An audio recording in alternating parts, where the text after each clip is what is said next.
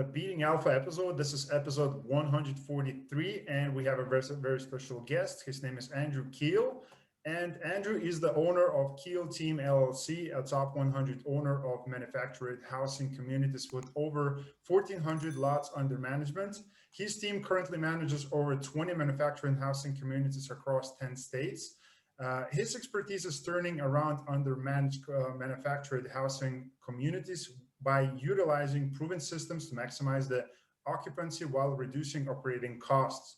And again, if you want to learn more about Andrew and his personal business and what he does with the Keel Team, you can go to the website that is called keelteam.com for more information. And of course, if you want to get in contact with him on a kind of personal level, there's going to be Facebook, LinkedIn, YouTube for free resources. Instagram is going to be, as always, in the show notes, linked below.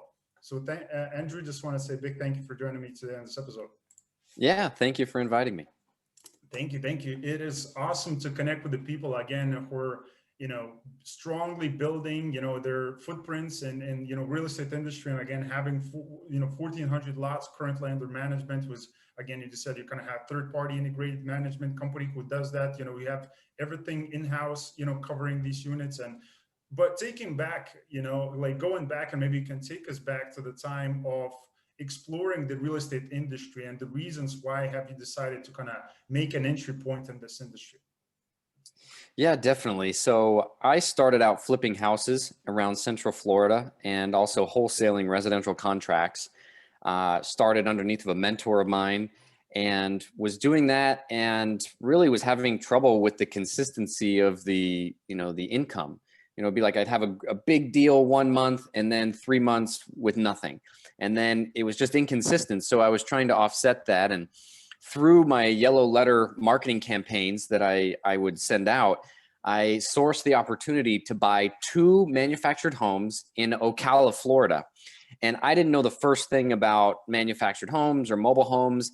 I just knew that this was a motivated seller and these were a good deal because he only wanted $2,200 cash for 2 of these mobile homes that were built in the mid 1990s and were vinyl sided, shingle roof, very nice homes.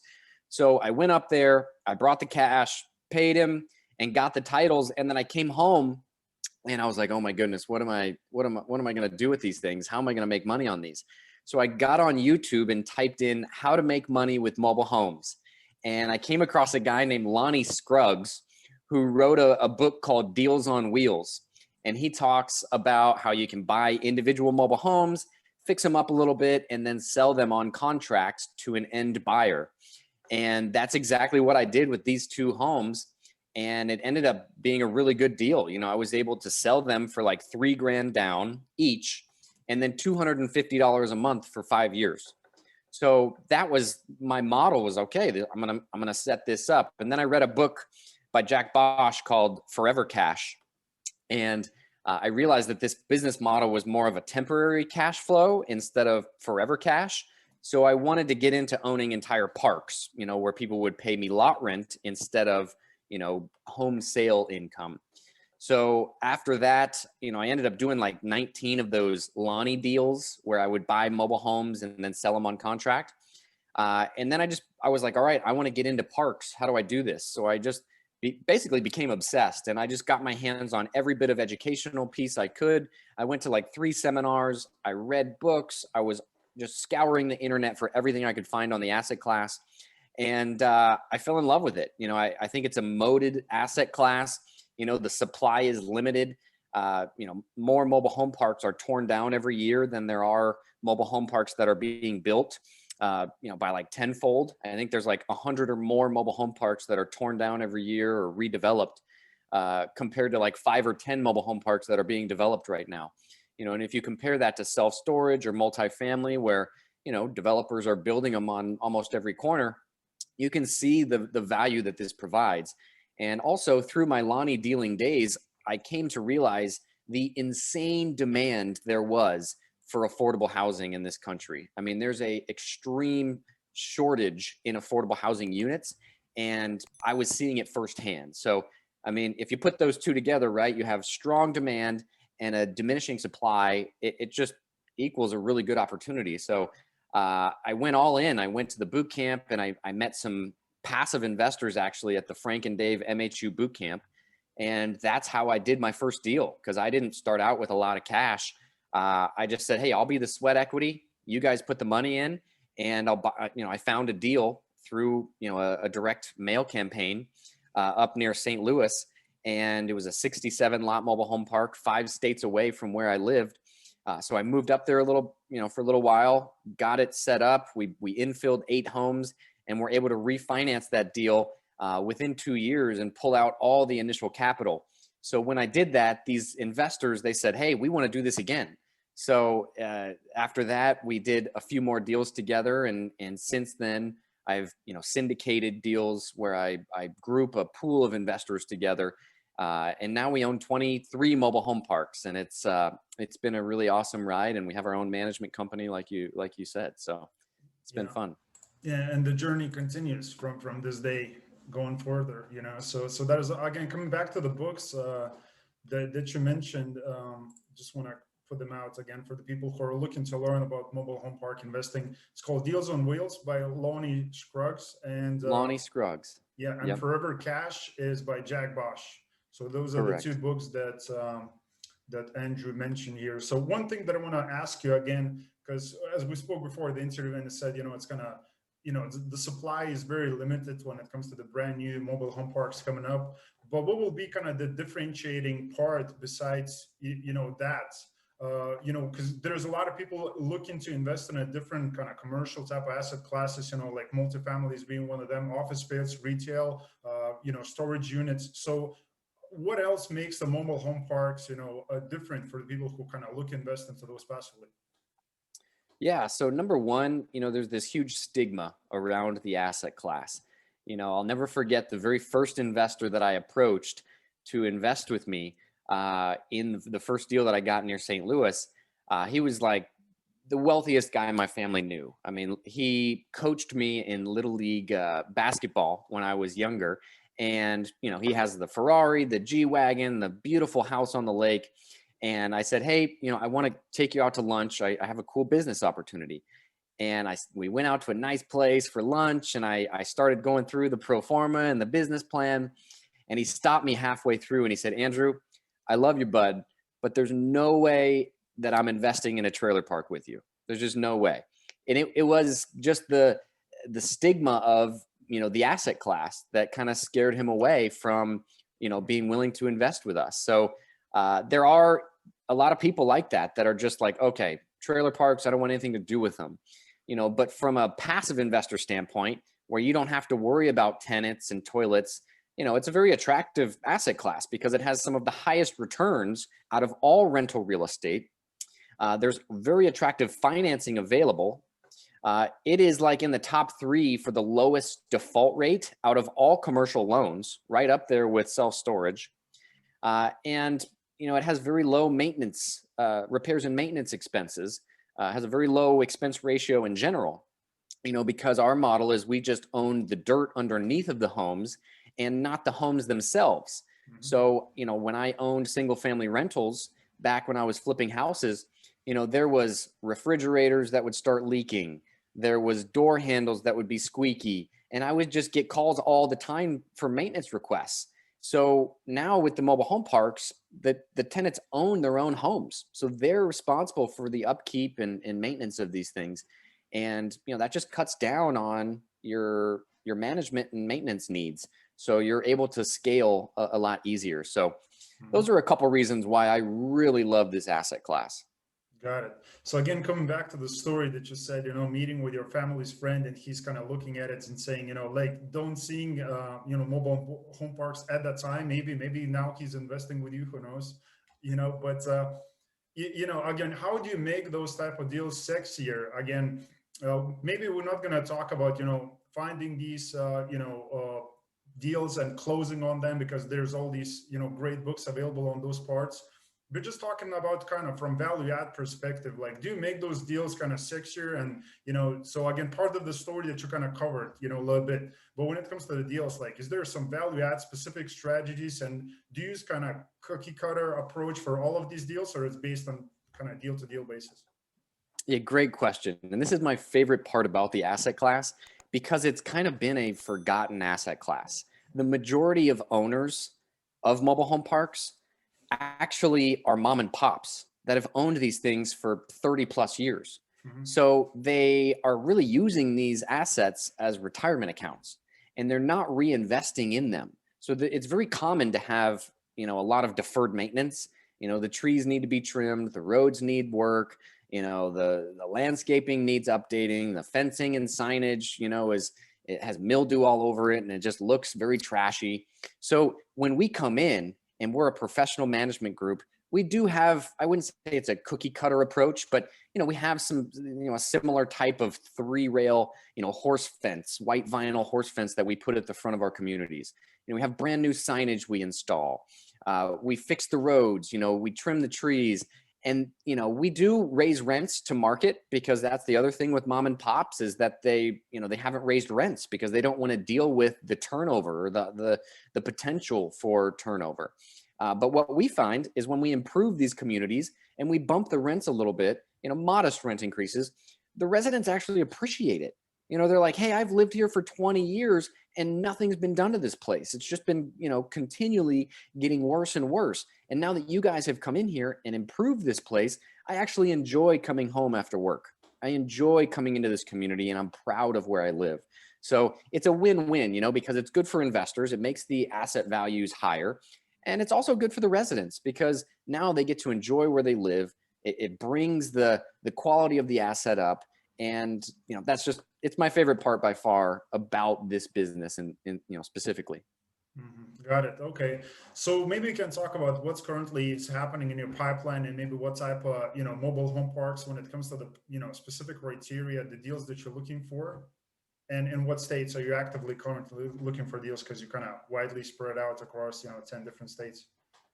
Yeah, our portfolio is mainly across the Midwest. We strategically did that for a few reasons. One, there's good slow growth happening up there. Also, you're able to get really attractive cap rates.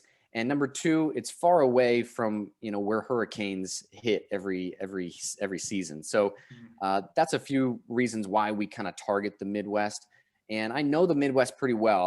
I went to college up there and, my whole family's from Cedar Rapids, Iowa. So a lot of our portfolio is based, in those secondary markets. We're looking for properties that are 50 lots or higher, just with raising money and things like that. We need to have a certain threshold to be able to hire good management and things like that. We're looking for parks that have public utilities. That the utility infrastructure is very big and the due diligence involved in mobile home parks is huge because a lot of these assets are 50 years old. So, you can come across mobile home parks that have, for example, Orangeburg sewer systems or sewer lines, and that's basically like paper mache underneath the ground. And it's just a matter of time before those collapse. So, things like that, we spend a lot of time on and our experience helps us avoid any issues there. But, public utilities is a preference. And then also, having a community that has less than 25% park owned homes.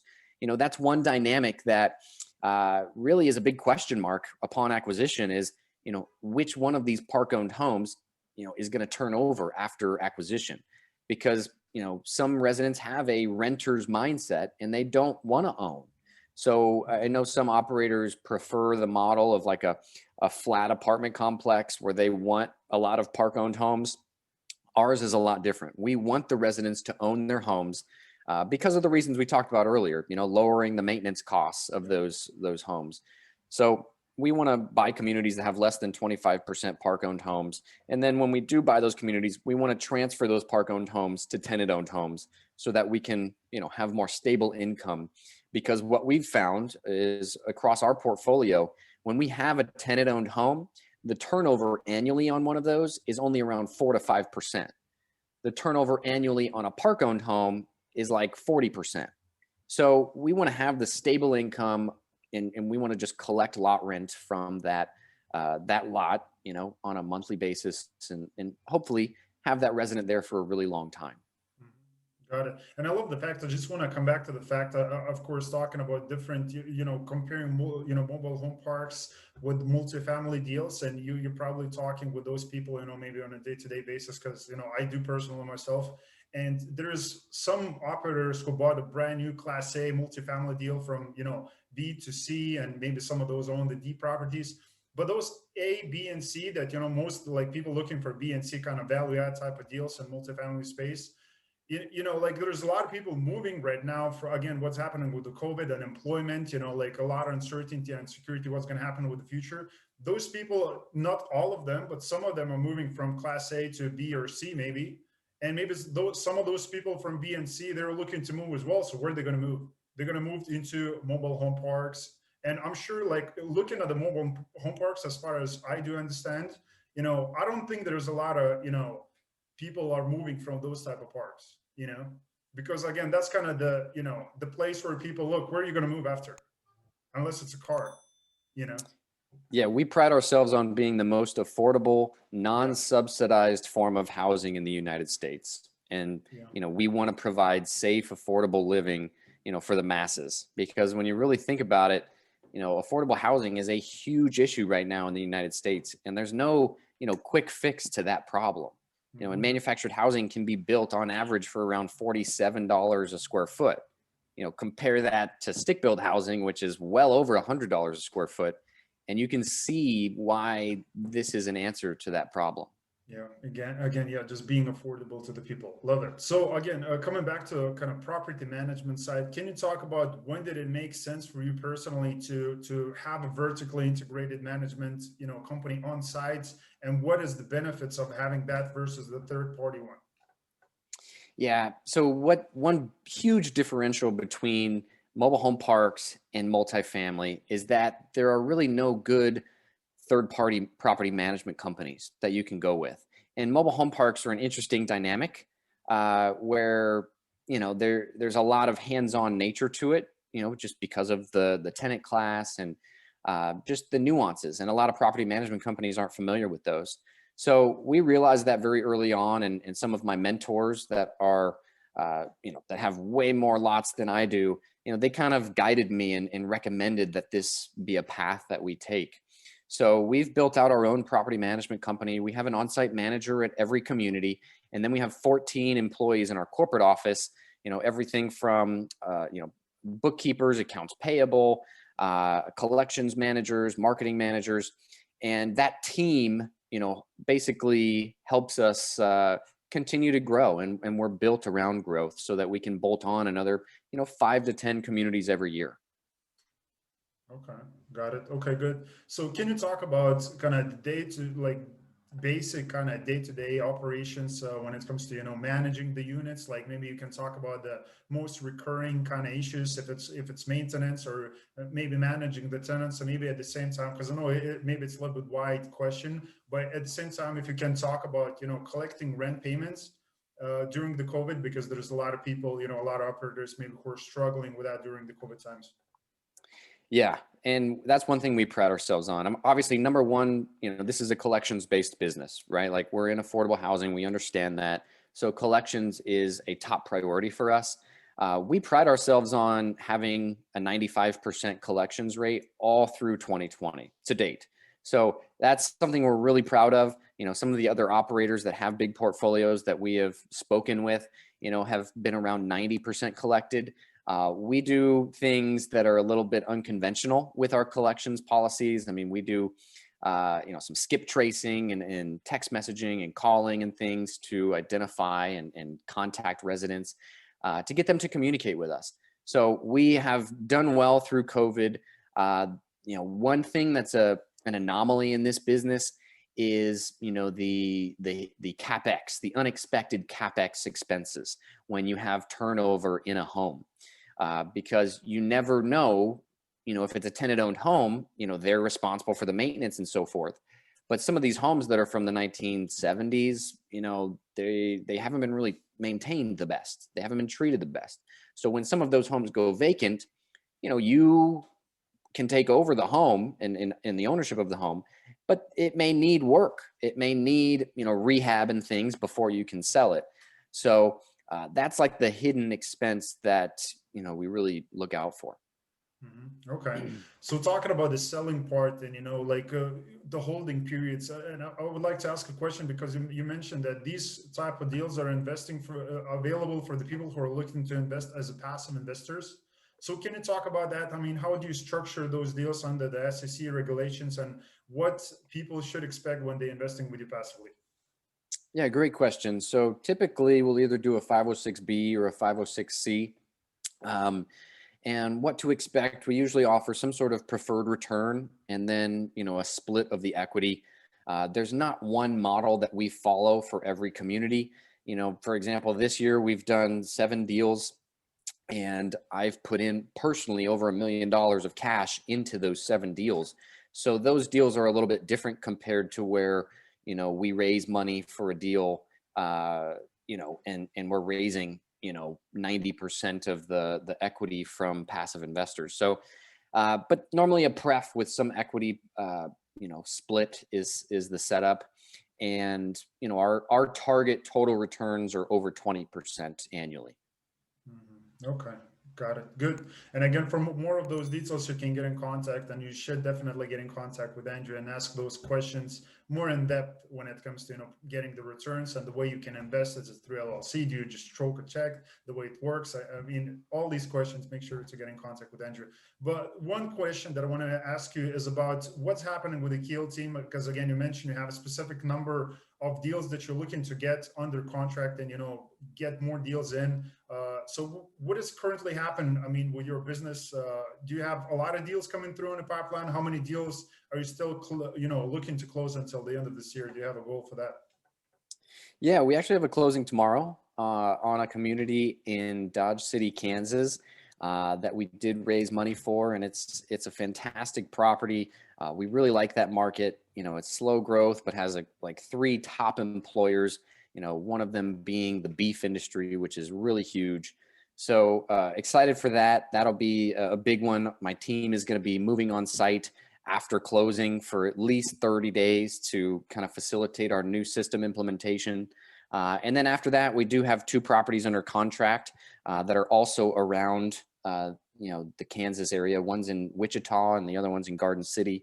So we hope to close on those. I don't know if they'll happen before the end of the year, but due diligence is very involved in this asset class, as I'm sure it is with multifamily and what you do. So we're like, for the next 60 days, kind of bolted into due diligence and lining up financing and those types of things. So hopefully those close before the end of the year. But that's what our current pipeline looks like.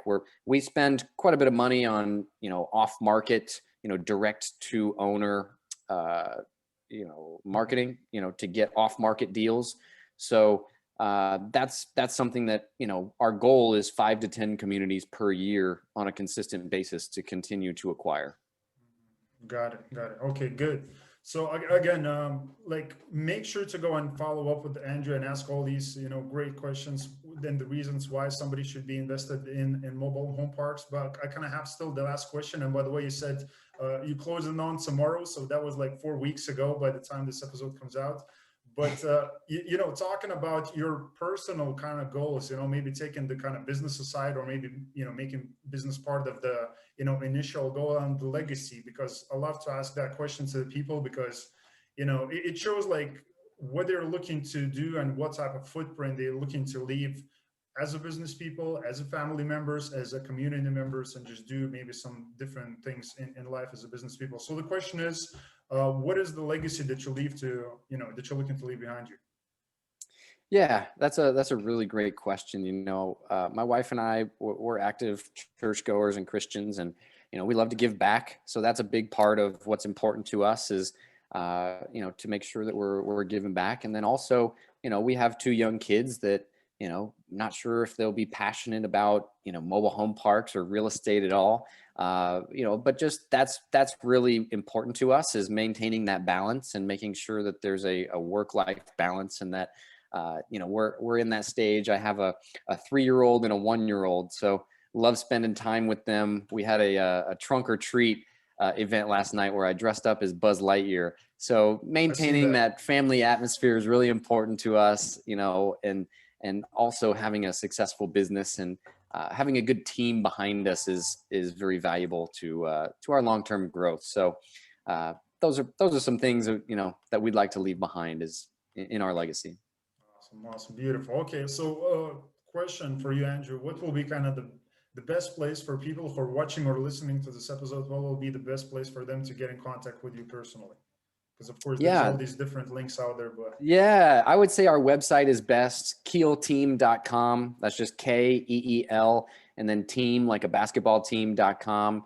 You could find me, on all the social media channels. It's just Andrew Keel, KEEL. And I would love to connect with you. So please feel free to reach out. Here you go. So that's the message for you guys and girls. Again, one thing that I wanted to ask you before we're going to go, if you shared this episode with a friend of yours, in both cases, best case scenario with a person either who's looking to invest passively into real estate, and again, looking maybe to explore different options when it comes to that. So again, make sure to get in contact with Andrew for these things. And second, if there's a person who is maybe managing and actively, a mobile home park, and they're looking to sell that, I think Andrew would like to talk with these people as well. So make sure to pass this episode along. Again, Andrew, I just want to say big thank you again for joining me on this episode. Great fun talking with you and exploring, your business mindset and the way you conduct the business and what you're looking to accomplish with the Keel team. I mean, it's beautiful. So thank you. Thank you very much for having me. So again, thank you guys for watching. Make sure to share this episode with a friend of yours. And as always, I'll see you next time. Thanks for watching.